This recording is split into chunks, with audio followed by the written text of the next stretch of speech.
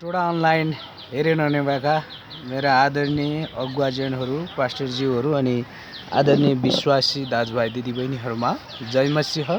प्रभुलाई धन्यवाद होस् फेरि तपाईँहरूको बेचमा आजको दिनमा म एउटा बाइबलको खण्डलाई लिएर फेरि आएको छु। मलाई विश्वास छ तपाईँहरू आशिषित हुनुहुनेछ। आजको बाइबलको खण्ड छ गलातीको पुस्तक 4 अध्यायको 4 र 5 पद। यहाँ यसरी लेखिएको छ, समयको पूर्णतामा परमेश्वरले आफ्नो पुत्रलाई पठाउनुभयो। उहाँ एउटी स्त्रीबाट जन्मनुभयो तथा व्यवस्थाको अधीनमा जन्मनुभयो अनि व्यवस्थाको अधीनमा रहनेहरूलाई मोल तिरेर छुटाउनलाई उहाँ पठाइनुभयो ताकि हामी पुत्रको पुरा हक प्राप्त गर्न सकौँ।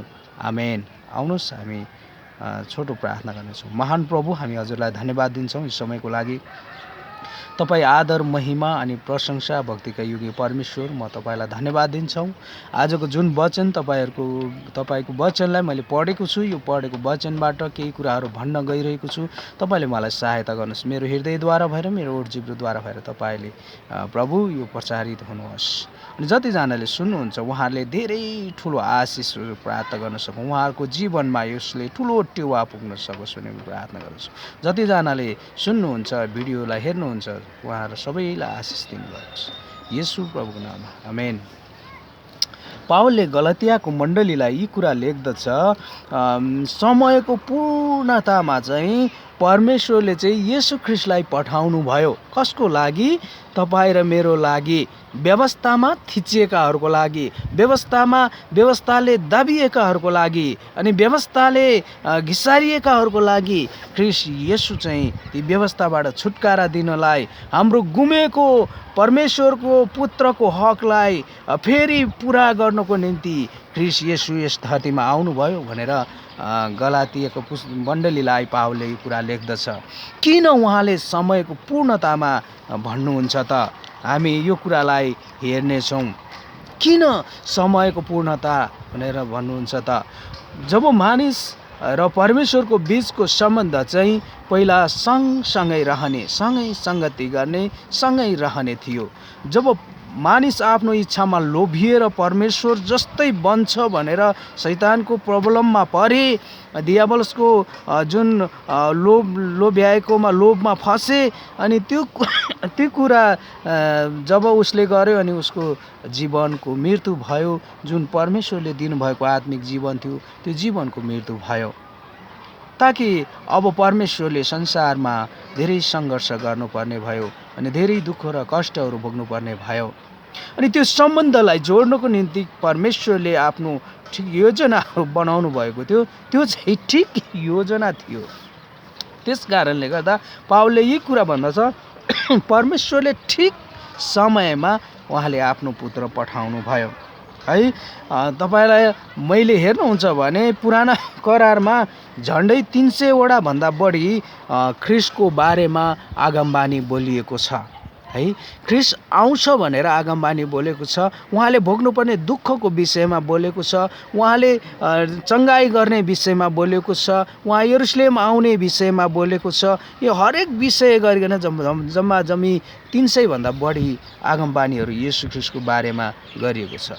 अब कसै पनि यो संसारमा कुनै पनि धर्मशास्त्रले फल्ना देवता फल्ना समयमा आउँछ भने आगमबानी गरेको छैन। तर ख्रिस्टको विषयमा भने धेरै पहिलादेखि यो आगमबानी गरिएको थियो। कारण के थियो त भन्दा परमेश्वर र मानिसको सम्बन्ध टाढिएको कारणले गर्दा ती परमेश्वर र मानिसको मिलाप गराउनको लागि ख्रिस्ट आउँछ भनेर धेरैजनाले, धेरै आगमवक्ताहरूले आगमबानी गरेको थियो।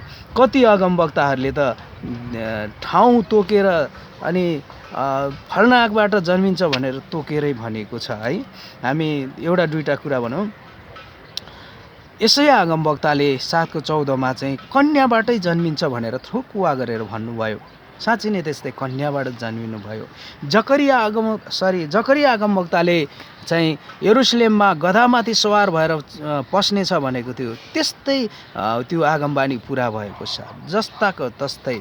अनि मिकाया आगमवक्ता 5:2 चाहिँ बेथलेहेममा जन्मिन्छ भनेर भनेको थियो। साँच्चै नै ख्रिस्ट येशू चाहिँ बेथलेहेममै जन्मिनु भयो। त्यस कारणले गर्दा हरेक आगमबानीहरू ख्रिस्टको जीवनमा पुरा भएको छ। त्यो कारणले गर्दा आज हामीले एउटा क्रिसमस मनाउँछौँ जब ख्रिस्ट चाहिँ जन्मिनु भएको छ भन्ने कुरा हो है। त्यस कारणले ख्रिस्टको विषयमा धेरै आगमबानीहरू गरिएको छ। त्यस कारणले गर्दा समयको पूर्णतामा भन्ने विषयलाई म थोरै कोट्याउन चाहन्छु। अनि जब म बाइबललाई पढ्छु तब मैले जब इस्राएलीहरू 586 अथवा 590 जब बेबिलोनको कब्जामा परे, फारस देशमा उनीहरूलाई लगियो, अनि तब त्यो समयमा 70 वर्ष पुरा भइसके पश्चात अनि एज्राले आएर मन्दिर निर्माण गरे भने नेहेमियाले आएर पर्खाल निर्माण गरे, अनि सबै यहुदीहरू फेरि आफ्नो देशमा फर्के। कति त उतै बसे, कति फर्किए। अनि त्यो बेलाको समयमा पनि त्यहाँको राजनीतिक जटिलता, राजनीतिक प्रभावहरू धेरै थियो, अनि राजनीतिक उतार चढावहरू थिँदै थियो। अनि त्यो बेलामा धार्मिक उतार चढावहरू पनि थियो, विभिन्न धार्मिक समूहहरू पनि थियो त्यो बेलामा। अनि जब त्यो बेलामा ती धार्मिक समूहहरू अनि राजनीतिक समूहले गर्दा मानिसहरूलाई एकदमै भित्रबाट उनीहरूलाई निराशा भइरहेको थियो है, निराशा भइरहेको थियो, थाकिसकेको थियो। उनीहरू अन्योलमा, अन्धकारमा थियो, कता जाने, के गर्ने भन्ने समयहरू थियो। अनि त्यो बेलामा परमेश्वरले ख्रिस्ट येशूलाई पठाउनु भयो। त्यस कारणले गर्दा पावलले यही कुरालाई भन्छ, ठिक समयमा ख्रिस्ट येशू चाहिँ हाम्रो निम्ति आउनुभयो। आमेन। अनि जसले हामीलाई पापबाट छुटकारा दिने, व्यवस्थाको अधीनमा रहेकोहरूलाई छुटकारा दिएर पुत्रको हक, पुरा हक चाहिँ प्राप्त गर्न सकौँ भनेर उहाँले यो पत्रमा लेख्नुहुन्छ। र एउटा कुरा तपाईँलाई इतिहास बताउन चाहन्छु। त्यस कारणले गर्दाखेरि जब परमेश्वर येशू ख्रिस्टको विषयमा धेरै आगमबानीहरू गरे, त्यसपछि पहिलो कुरा जब नेहेमियाहरू आइसकेपछि यरुशलेममा शासन चलाउनको लागि चाहिँ एउटा ग्रिक राजा अलेक्जेन्डर महानले राज्य चलाउन थाल्यो। अनि ग्रिक राजा महानले अनि होइन त्यो अलेक्जेन्ड्रिया महानले म्यासेडोनियामा राज्य गरे, सम्हाले। अनि जब राज्य सम्हालिसकेपछि ईसाई पूर्व 333 फारस देश सबै भागहरूलाई कब्जा गरे, विजय गरे, अनि त्यो शासन चलाए। अनि उनीहरूले जुन जुन ठाउँमा विजय गर्छ, शासन चलाउँछ, त्यो ठाउँमा चाहिँ उनीहरूले आफ्नो भाषा, ग्रिक भाषाको प्रचार गर्थे। त्यो बेलामा ग्रिक भाषा चाहिँ एउटा विश्व भाषा जस्तै भएको थियो। अनि त्यो बेलामा उसले धेरै समाज कल्याणको कामहरू, मनोरञ्जनको कामहरू गरे। जब अलेक्जेन्ड्रियालाई फेरि मिस्रीहरूले हराए, जब मिस्री राजा त्यहाँ खडा भए त्यो इजरायलमा, अनि त्यहाँबाट मिस्री राजाहरूले सिरियाबाट मूर्तिहरू ल्याएर अनि त्यो परमेश्वरको मन्दिरमा चाहिँ मूर्तिहरू पूजा गर्न थाले, अनि सुँगुरहरूको बलिदान गर्न थाले। र त्यो बेलामा इजरायलहरू साह्रै दुखित भयो, एकदम दुखित भयो, उनीहरूको हृदय दुख्यो। उनीहरूले त्यो पिता पुर्खाले नगरेको कुराहरू त्यहाँ मिस्री राजाहरूले गरे। त्यस कारणले गर्दा उनीहरू धेरै तिनीहरूलाई दुखित थियो, दुःख भएको थियो। अनि त्यो दुःखलाई देख्न नसकी मकाबीहरूले अनि त्यहाँ विद्रोह गरे, अनि मकाबीहरूले ती मिस्री राजाहरूलाई हटाएर उनीहरूले आफूले राज्य गरे, अनि मन्दिरहरू पूर्ण रूपमा शुद्ध बनाए। अनि त्यो कार्यकालपछि फेरि रोमी एउटा कप्तान पोम्फी भन्नेले कब्जा गरे, अनि उसको समयमा चाहिँ ठुलो गृहयुद्धहरू सुरु भयो। अनि ठुलो गृहयुद्ध सुरु भइसके पश्चात त्यो गृहयुद्धलाई सम्हाल्न सकेन, जुनको पोम्फीले चाहिँ त्यो गृहयुद्धलाई सम्हाल्न नसकेपछि पछि गएर कैसर अगस्टस भन्ने एकजना व्यक्तिले त्यो युद्धलाई सम्हाल्नलाई अगाडि सरे, र कैसर अगस्टसले सम्पूर्ण त्यहाँ भएका गृहयुद्धहरूलाई पन्साए। अब हरेक जो विरोधीहरू छ तिनीहरूलाई हराए र उनले एउटै साम्राज्य बनाए। अनि उहाँले अनि सबै ठाउँमा सडक निर्माणको कामहरू गरे, ठुलो विकासको कामहरू गरे। कैसर अगस्टसले उसले आफ्नो नाम चाहिँ कैसर अगस्टस राखे, सबै गरे। अनि त्यसपछि त्यही समयमा ख्रिस्ट येशूको जन्म भयो। आमेन। अनि त्यो राजनीतिक अस्थिरताको समयमा, अनि राजनीतिक उतार चढावको समयमा, राजनीतिक त्यो धार्मिक उतार चढावको समयमा ती मानिसहरू गुज्रिएर रहेको थियो। अब धार्मिक समूह त्यहाँ 4वटा धार्मिक समूह थियो। हेरोदीहरू तिनीहरूको समूह चाहिँ तिनीहरूले चाहिँ धर्मनिरपेक्ष धर्म त कर्म केही होइन भन्ने नास्तिकवाद जस्तो धर्मनिरपेक्ष अथवा नास्तिकवाद तिनीहरू चाहिँ थियो। तिनीहरूले चाहिँ खालि विकास निर्माणको कामबाट मात्रै मान्छेले सन्तुष्टि पाउँछ भन्ने एउटा समूह थियो भने अर्को समूह शास्त्रीहरू थियो जसले चाहिँ व्यवस्थालाई लेख्दथ्यो अनि त्यो व्यवस्थालाई उनीहरूले आफ्नो अनुकूल बनाएर अनि प्रचार गर्दथ्यो, मानिसको बिचमा पुर्याउँदथ्यो व्यवस्था। अनि जुन व्यवस्थाले चाहिँ हामीलाई शान्ति दिन्छ, व्यवस्थाले चाहिँ परमप्रभुको नजिक पुग्छ भन्ने कुराहरू चाहिँ उहाँहरूले सिकाउँदथ्यो। अनि उनीहरूले चाहिँ व्यवस्था चाहिँ आफ्नो जीवनअनुसार चरित्रअनुसार मिलाएर उनीहरूले व्यवस्था बनाउँथ्यो। यिर्मया आगमवक्ताले यसो भन्नुहुन्छ, तिमीहरू कसरी भन्न सक्छौ हामी बुद्धिमान छौँ किनकि परमप्रभुको व्यवस्था हामीसितै छ। साँच्चै भनौँ भने शास्त्रीहरूले झुटो कलमले त्यसलाई झुटो बनाइदिएको छ। हामी त्यो बेलामा आफ्नो अनुकूल मोसाको व्यवस्थालाई बङ्ग्याएर अनुकूल बनाएका थिए। एक चाहिँ झन्डै 613वटा भन्दा बढी व्यवस्थाहरू मान्न लगाएका थिए त्यो बेलामा है। त्यो बेला मानिसहरूलाई त्यो व्यवस्थाले खिचिएको थियो। यो शास्त्रीहरूको समूह चाहिँ एउटा व्यवस्था लेखक थियो अनि तिनीहरू अनि अर्को समूह फारिसीहरू थियो जसलाई चाहिँ परम्परावादी भन्थ्यो। अनि शास्त्रीहरूले जे कुराहरू चाहिँ लेखे त्यो कुराहरूलाई चाहिँ पालना गर्नलाई फारसीहरूले लगाउँथ्यो। अनि उनीहरूले बाहिरी रूपमा व्यवस्था सम्पूर्ण पुरा गर्थे तर तिनीहरूको हृदय चाहिँ कपटी थियो। जसले व्यवस्था पालना गर्दैन त्यो समाजबाट बहिष्कार हुँदथ्यो।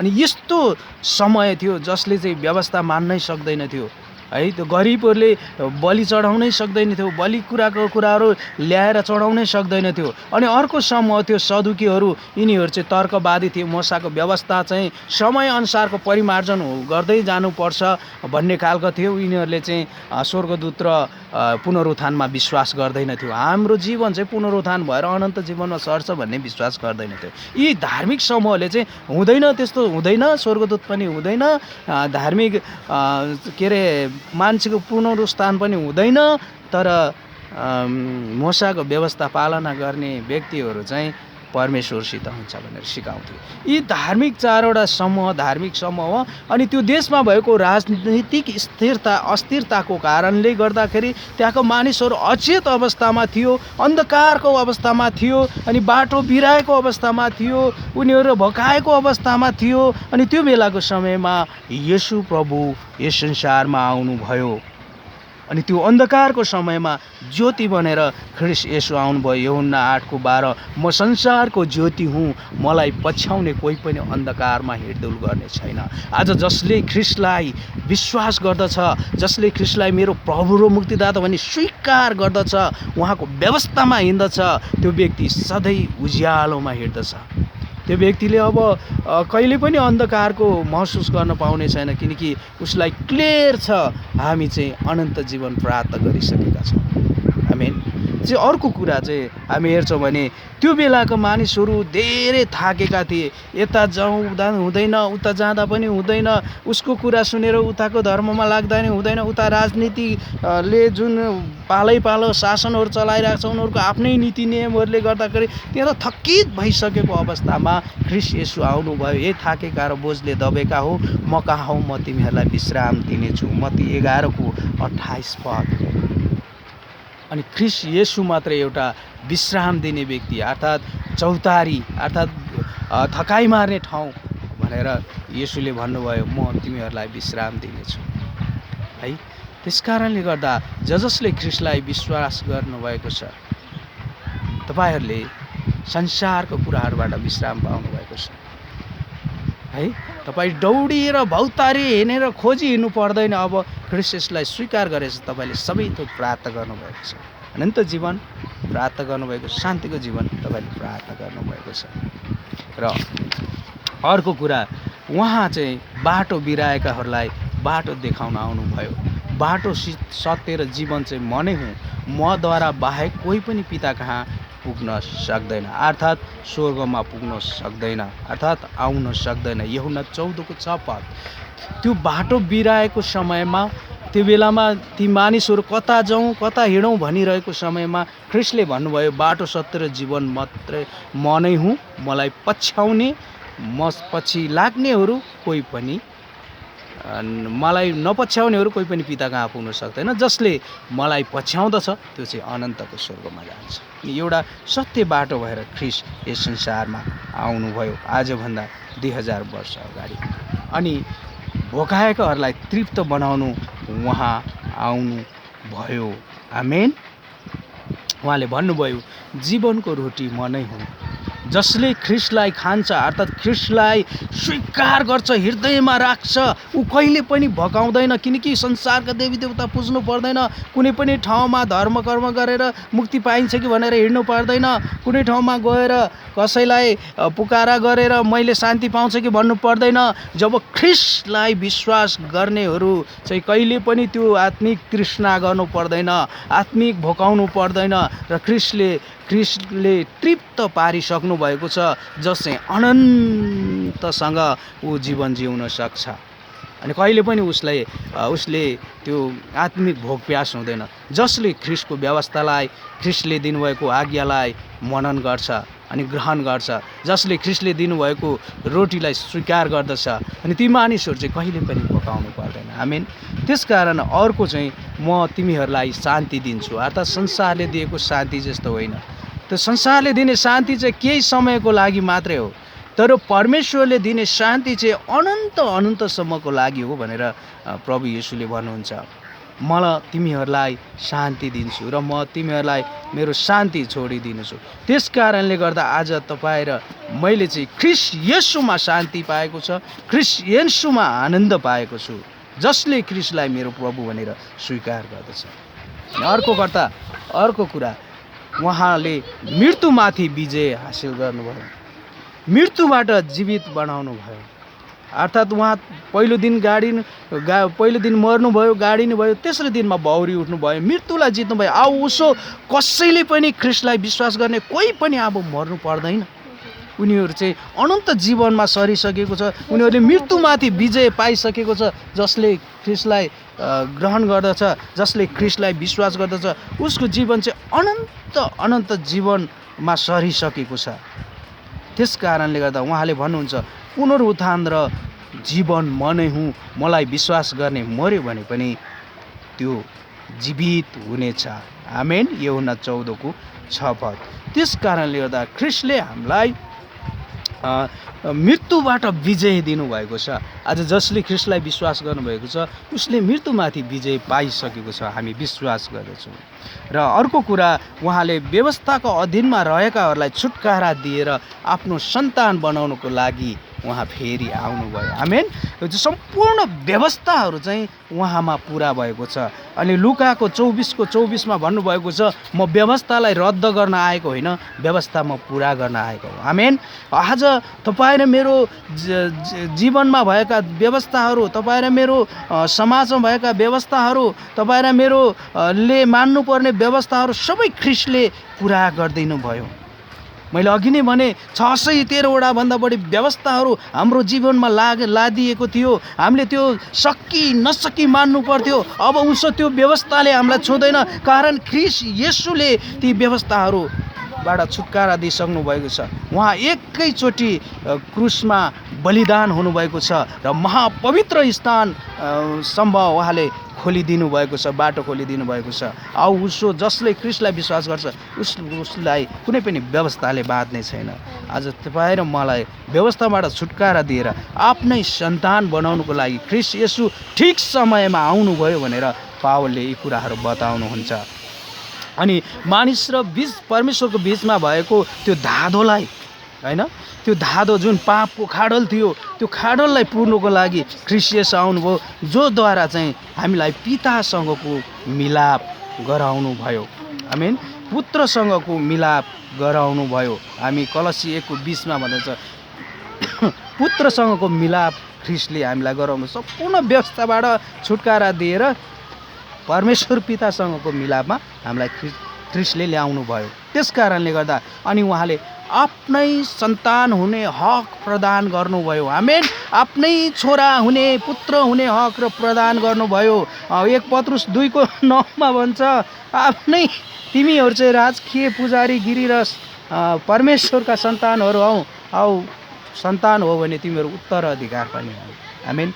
परमेश्वरले हामीलाई ती सम्पूर्ण व्यवस्थाबाट पापबाट छुटकारा दिएर अझ परमेश्वरको सन्तान हुने अग्राधिकार दिनुभयो। कारण ख्रीष्ट येशू यस संसारमा आजभन्दा 2020 वर्ष अगाडि ठिक समयमा ख्रीष्ट हाम्रो निम्ति बलिदान हुनलाई आउनुभयो। आमेन। पावलले यही कुरा लेख्दछ गलाती 4:4 र 5 समयको पूर्णतामा परमेश्वरले आफ्नो पुत्रलाई पठाउनु भयो। उहाँ एउटी स्त्रीबाट जन्मनुभयो तथा व्यवस्थाको अधीनमा जन्मनुभयो। व्यवस्थाको अधीनमा रहनेहरूलाई मोल तिरेर छुटाउनलाई उहाँ पठाइनुभयो ताकि हामी पुत्रको पुरा हक प्राप्त गर्न सकौँ। आमेन। आज तपाईँ र मेरो पुत्रको हक प्राप्तको लागि उहाँले आफ्नो बलिदान दिनुभयो। हामी धन्यवाद दिन्छौँ ख्रीष्ट येशूलाई। प्रभुलाई हामी धन्यवाद दिन्छौँ। यदि ख्रीष्ट ठिक समयमा आउनु नभएको भए आज तपाईँ र म यसरी तपाईँ र मैले जीवनको अर्थ थाहा पाउँदैन थियौँ। यसरी हामी समाजमा लाई परिवर्तन गर्न पाउँदैन थियौँ। परिवारलाई सही ढङ्गले अगाडि लानको लागि शिक्षा विक्षा दिनको लागि हामी सक्दैन थियौँ। कारण ख्रीष्ट येशूको शिक्षाले जो ख्रीष्ट येशू ठिक समयमा आउनुभएको हामीलाई यी कुराहरू सिकाउनु भयो र आज ख्रिस्टाई परिवारमा क्रिस्चियन परिवारमा सबैले प्रभुको आराधना गर्दछ, प्रभुको व्यवस्थालाई मान्दछ। त्यसकारण त हाम्रो जीवन एउटा असल जीवन, शान्तिको जीवन, आनन्दको जीवन भनेर हामी देख्छौँ। त्यो अन्धकारको समयमा ख्रीष्ट ज्योति बनेर आउनुभयो। थाकेर भोकाएकाहरूको बिचमा तृप्त पार्नलाई आउनुभयो। बाटो बिराएकाहरूलाई बाटो देखाउन आउनुभयो। मरिरहेकाहरूलाई पुनर्जीवन दिनको लागि पुनरुत्थान गर्नको निम्ति उहाँ आउनुभयो। अनि व्यवस्थामा थिचिएकाहरूलाई त्यो व्यवस्थाको जुवाले नारिएकाहरूलाई छुटकारा दिन उहाँ आउनुभयो। अनि हाम्रा पापले पिल्सिएकाहरूलाई पापबाट छुटकारा दिन आउनुभयो। ठिक समयमा उहाँ आउनु भएर आज तपाईँ र मलाई परमेश्वरको सन्तानसँग मिलाप गराउनको लागि, परमेश्वरसँग मिलाप गराउनु र पापबाट छुटकारा पाएर उहाँको हक र पुत्रको हक दिनको लागि ख्रीष्ट ठिक समयमा आउनुभयो भनेर पावलले यो कुरा गलातीको मनलाई ल्याउँछ। धन्यवाद परमेश्वरलाई, धन्यवाद होस्। यहाँहरू सबैले जुन यो वचन सुनेर आशिष पाउनुभएको छ भने म विश्वास गर्दछु। यो टोडा अनलाइनमा तपाईँले सब्सक्राइब गर्नुहोस् अनि नजिकै भएको बेल आइकनलाई पनि दबाउनुहोस् र हामीसँग जोडिनुहोस् र यसै गरी नयाँ नयाँ मेसेजहरू सुन्दै जानुहोस् र आशिषित हुनुहोस् र लाइक सेयर पनि गर्न नभुल्नुहोला। हुन्छ। धन्यवाद। जय मसीह तपाईँहरूलाई। र अन्तमा यो आउन लागेको क्रिसमस र नयाँ वर्षको हार्दिक यहाँहरू सबैजनालाई शुभकामना। हुन्छ। सबैजनालाई जय मसीह।